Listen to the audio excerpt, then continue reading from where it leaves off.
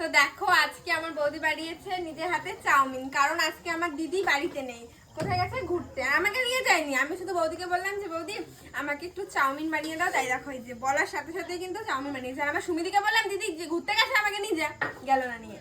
বৌদি দেখো বানিয়ে দিয়েছে আমাকে।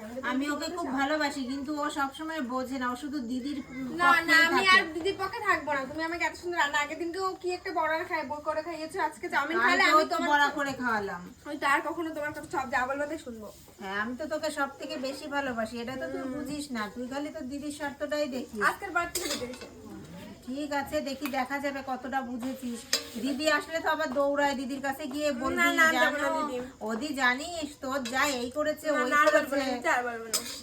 বলবি না তো? না না, তুমি আমার ভালো বন্ধু। হ্যাঁ ঠিক আছে, মনে থাকে যেন। আর আমার ভাই দুটো আসলে একটু বকাঝকা কম দিস, জানিস তো আমার দুটো ভাই আর কেউ নেই। ঠিক আছে, ওদের কিছু দিবা না, কিছু বলবো না, দিলে বলবো। কেন রে? দিলে বলতে হবে। না, এই এই কি ধরনের কথাবার্তা, এগুলো তো ঠিক না। ঠিক আছে, যা বলবো বললাম না। তোরাও ভালোবাসিস বেশি বেশি আমার খেতে দিবে তো? অবশ্যই। তাই ঠিক আছে, কিছু বলবো না।